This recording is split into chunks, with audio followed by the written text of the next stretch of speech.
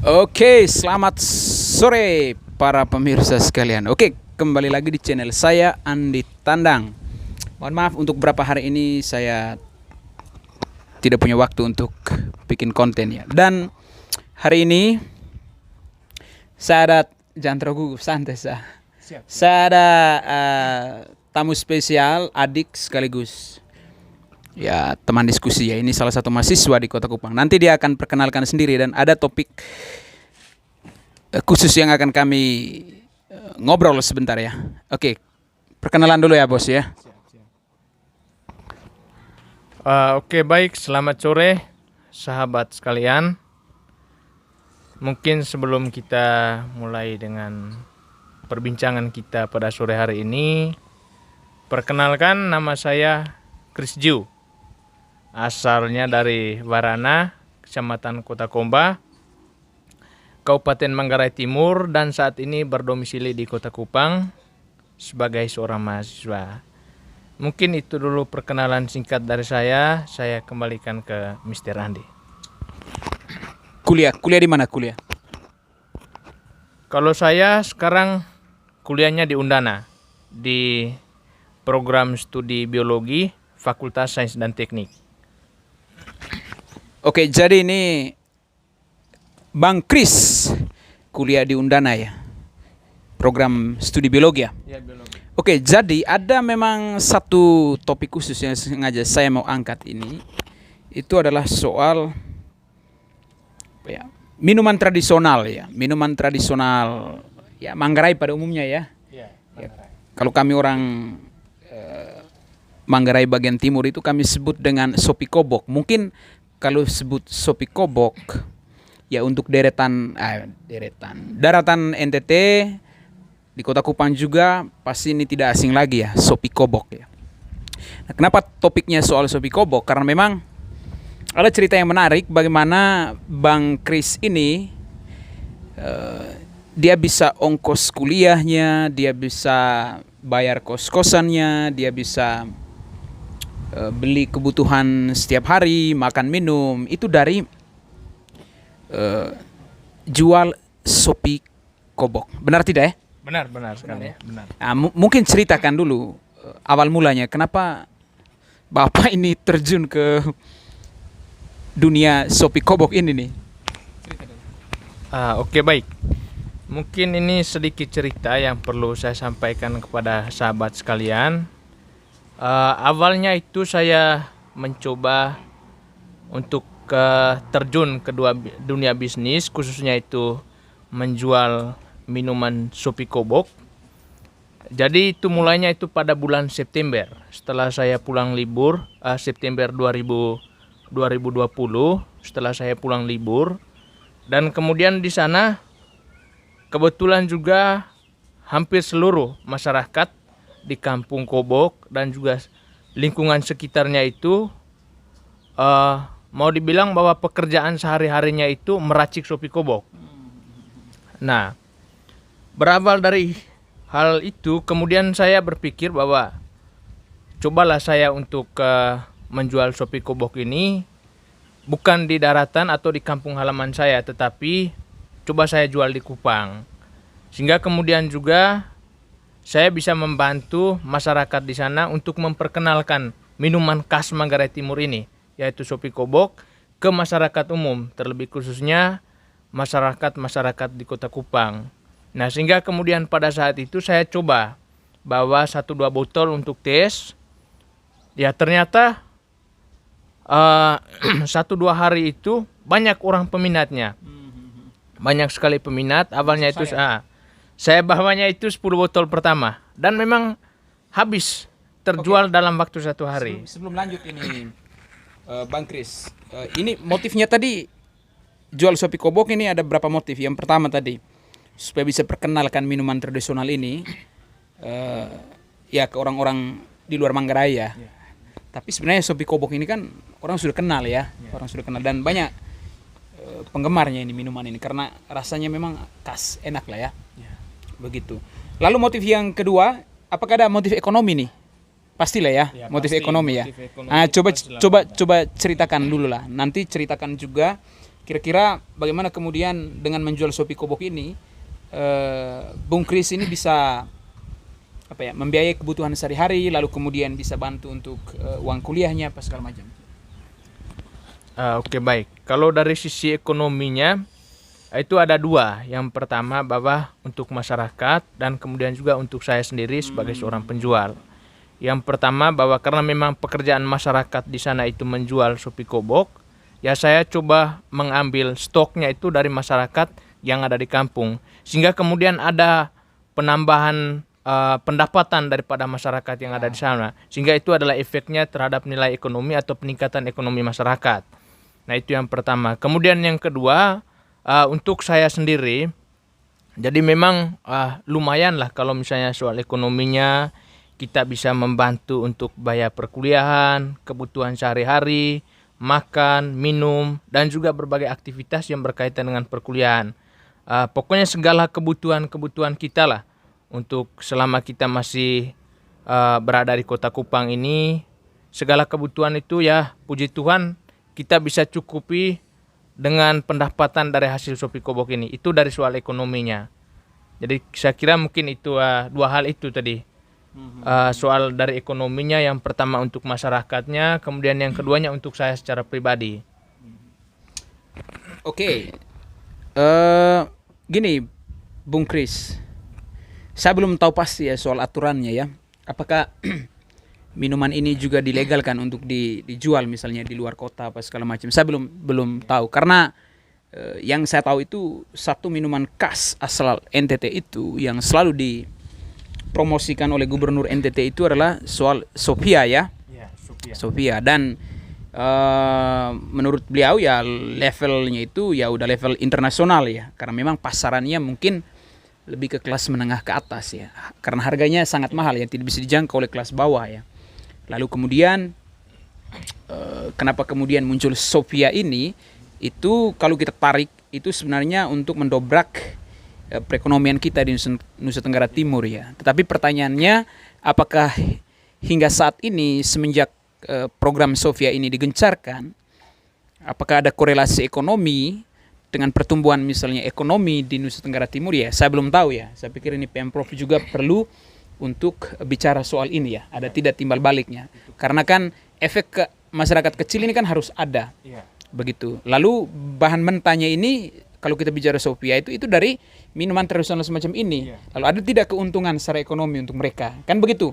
Jangan sampai kita omong soal Sofia lalu kemudian minuman tradisional yang selama ini memang memberikan efek ekonomi yang real kepada masyarakat, itu kita tidak pernah peduli soal itu. Kita abaikan begitu. Nah, tahu aturan soal ini tidak? Tidak ada ya? Tidak. Tapi itu dilarang tidak jual itu tuh. Sopi ini apa namanya? Sopi Kobok nih. Tidak, kalau saya kurang tahu juga ya, tapi ini berdasarkan sedikit informasi yang mungkin saya peroleh dari teman-teman, bahwa kalau untuk di lingkungan masyarakat saya, jadi ini sudah dilegalkan. Jadi itu untuk masyarakat karena sudah mendapatkan izin usaha, sehingga kemudian masyarakat boleh menjual kepada siapapun. Tapi saya juga agak kurang tahu apakah ini sudah dilegalkan untuk dijual keluar daerah atau tidak. Nah, ini yang menjadi persoalan. Jadi mudah-mudahan bahwa karena ini juga punya keuntungan untuk masyarakat kecil ya, kita mengharapkan kepada Pemprov itu untuk melegalkan minuman semacam ini karena bisa memberikan keuntungan dan juga peningkatan ekonomi masyarakat. Nah, itu yang kita harapkan. Jadi mungkin dalam perjalanan waktu kita akan cobalah untuk mengurus soal perizinannya sehingga kemudian ini bisa dilegalkan dan memang harganya juga itu boleh dibilang sudah kepada tingkat-tingkat atau level-level nasional bahkan internasional. Tapi itu untuk kedepannya. Tapi untuk saat ini kita coba dulu sesuaikan dengan keadaan dan situasi dulu untuk masyarakatnya, sehingga kemudian jangan sampai bahwa masyarakat itu tertipu oleh berbagai elit-elit ya, sehingga kemudian minuman semacam ini yang sebenarnya untuk pasaran-pasaran masyarakat menengah kemudian dijual ke pasaran-pasaran internasional yang kemudian efeknya itu tidak memberikan keuntungan apa-apa terhadap masyarakat kecil. Nah, itu yang kita tidak harapkan. Jadi saya kira mungkin seperti itu, Bang. Oke. Ya, jadi memang pada intinya tadi ya, seperti yang Bung Ori sampaikan tadi, mesti ada dampak ekonomi real ya terhadap masyarakat kecil ya. Lalu kemudian dengan kehadiran Sofia sebagai kekasan dari Nusa Tenggara Timur yang sering dibangga-banggakan oleh Pak Victor Laiskodat, ya setidaknya tidak mematikan usaha-usaha minuman tradisional masyarakat kecil kita ya. Ya mesti ada regulasi khusus ya untuk mereka-mereka ini. Lalu kemudian ada satu lagi mudah-mudahan bisa didengar juga oleh Pak Gub, bahwa ya ini dibikin semacam aturan ya. Barang ini harus dilegalkan sudah. Gitu kan, minuman-minuman tradisional dari setiap daerah ya dilegalkan saja ya. Kenapa Sofia bisa dilegalkan untuk pemasaran internasional? Nah, kenapa minuman tradisional ini tidak bisa dilegalkan ya untuk pasaran kita? Misalnya di wilayah Nusa Tenggara Timur. Karena tadi seperti yang diceritakan oleh Bang siapa saya lupa. Ompu nama. Chris. Saya namanya Chris. Oke, Bang Chris. Ya, ada efek ekonominya khusus untuk mahasiswa ya, apalagi di tengah situasi pandemi ya. Pemasukan orang tua kerja apa di sana? Maksudnya profesinya apa? Ya, kalau orang tua saya profesinya dua-dua, bapaknya petani, juga sebagai pengrajin sopi kobok ini, sedangkan mama juga sebagai petani atau ibu rumah tangga. Berarti ambil langsung dari sana ya? Ambil Ya, langsung dari rumah ya? dari rumah dan juga dari tetangga yang ada di sana. Dari tetangga ya. Ya. Ya, artinya tidak hanya satu rumah Ya, lah ya. kita tidak ada satu rumah kita ambil, kita dari Supaya merata berbagai lah, rumah begitu sehingga ya. kemudian ya merata lah seperti Benar, itu. Benar. Oke, jadi memang bagaimana ya, rasa betul ya dampaknya di tengah pandemi ini ya dengan jual sopi kobok. Ya, kalau mau dibilang dampaknya memang cukup luar biasa sekali ya. Artinya bahwa di situasi seperti ini kita masih bisa bertahan ya. Artinya bahwa dari segi ekonominya kita masih bisa cukup untuk bayar kehidupan kita sehari-hari. Saya kira bahwa ini sesuatu yang sangat cukup sekali ya. Ya, cukup untuk kehidupan kita di sini. Ya, seperti itulah. Kita mudah-mudahan juga berdoa bersama sehingga pandemi ini juga cepat berlalu. Sehingga kemudian aktivitas masyarakat juga ya bisa kembali normal. Tapi bahwa pada intinya bahwa di situasi seperti ini saya sangat bersyukur karena masih bisa ya istilahnya kita bisa memperoleh keuntungan walaupun sedikit, ya minimal mampu untuk mencukupi kehidupan kita di sini di tanah rantau. Ya, ya mungkin apa ya? Ini dampaknya kan pandemi ini untuk ekonomi ini kan sangat parah ya. Apalagi misalnya dengan kehidupan kita di kampung. Ya, orang tua misalnya profesinya dengan sebagai petani, lalu pemasukannya yang tidak pasti di tengah tuntutan biaya kuliah yang tinggi, kehidupan kuliah juga yang cukup tinggi. Maka salah satu cara menurut saya ya dengan jual sopi ini, itu menurut saya salah satu cara ya untuk bisa survive ya di tengah pandemi. Karena memang hari ini untuk mahasiswa ya, apakah pernah dapat sumbangan tidak?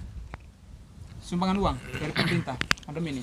Kalau untuk saya sendiri memang dulu pernah ya, waktu awal-awal pandemi itu kita pernah mendapatkan sumbangan dari pemerintah. Jadi tapi untuk kebelakangan ini memang sudah tidak pernah, sehingga kemudian saya coba untuk lebih dalam lagi soal bisnis ini sehingga kemudian tetap survive. Ya, seperti itu. Saya pernah dengar ya, pernah ditahan ya di Bolok ya? Pernah ditahan? Pernah diminta duit sama aparat? Ya, pernah. Pernah diminta duit. Oke, jadi mungkin ini kenapa kemudian kita bicara soal regulasi. Pemerintah mesti bikin regulasi ya, sehingga memang pemasaran sopi kobok ini ya dilegalkan ya. Jangan sampai ada peristiwa-peristiwa semacam itu ya. Jadi mokenya itu ditahan sampai dibawa ke kantor polisi ya, Polda ya. Ke Polda waktu itu. Nah, nanti dengar aja ceritanya dari Bang Christian ya. Soal ini. Ceritakan dulu lah soal itu, penahanan sopi itu kemarin itu sampai Bapak diseret ke kantor polisi itu. Lalu kemudian ada polisi juga yang minta mokenya itu ditahan. Nah, ini perlu dibongkar dan diskusikan bersama ini.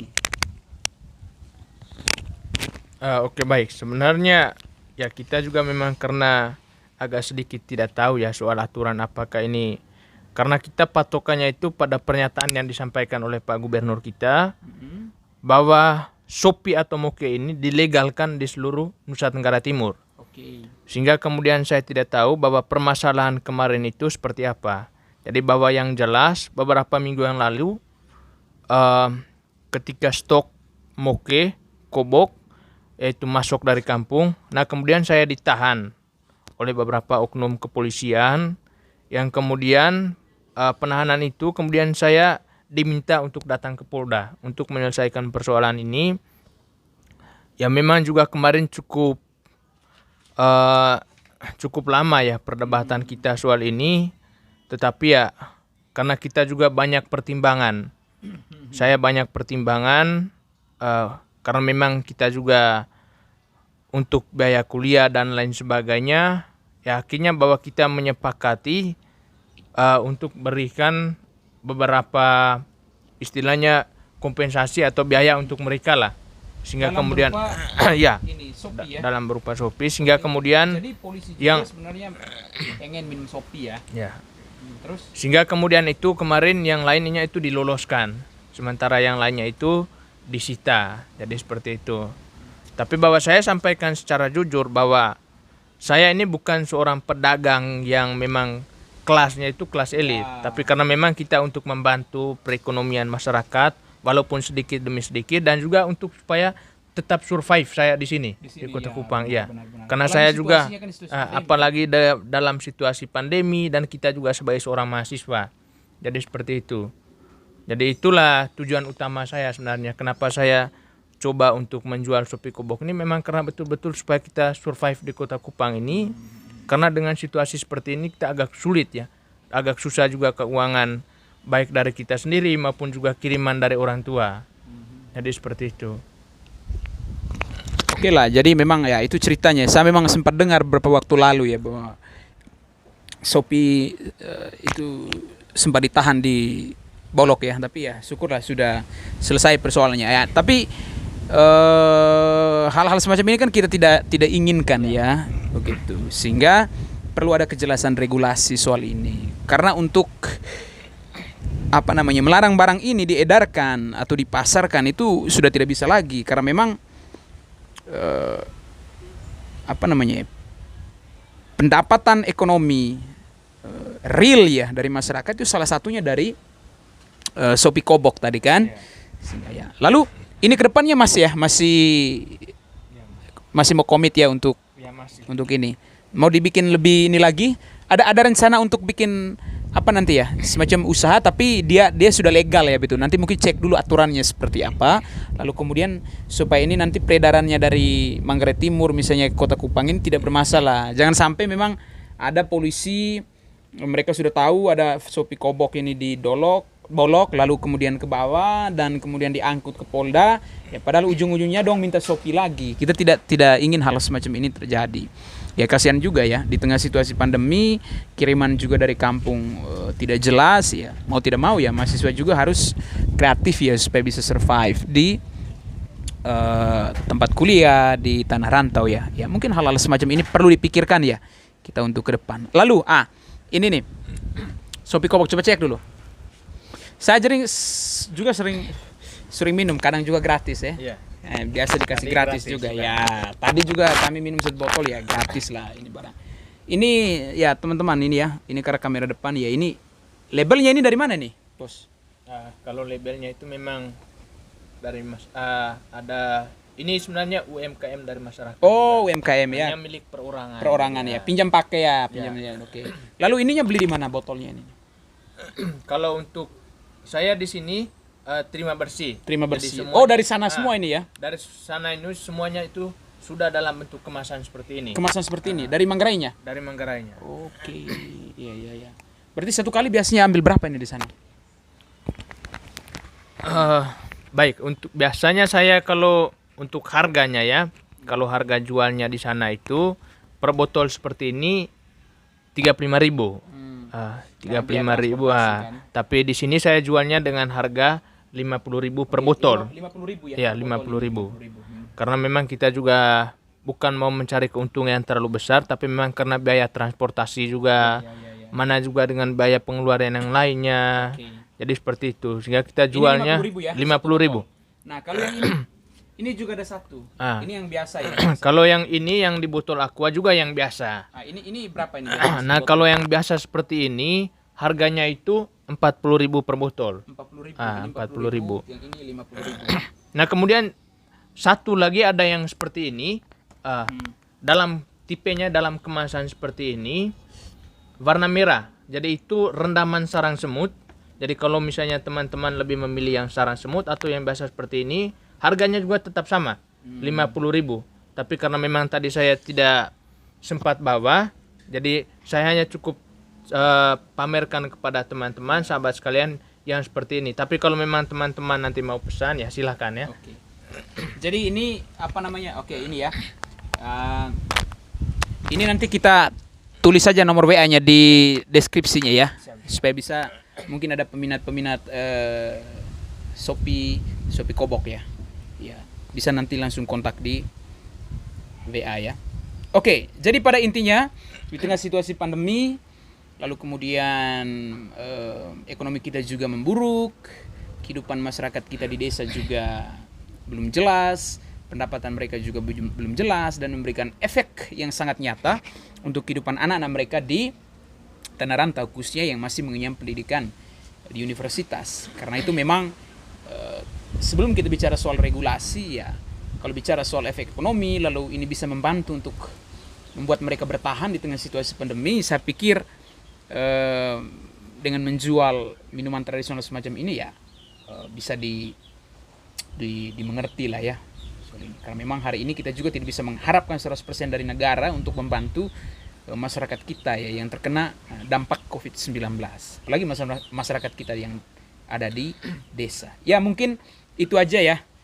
Cerita sharing-sharing sedikit ya soal ini. Kita berharap ada aturan yang jelas dari pemerintah ya, dari khususnya pemerintah Provinsi NTT, sehingga pemasaran Shopee Kobok ini khususnya untuk di luar wilayah Manggarai Timur ya bisa berjalan dengan aman ya, tanpa ada ketakutan atau kecemasan. Jangan sampai kita sudah pesan banyak di sana, tiba-tiba diangkut sama polisi lalu diambil semuanya.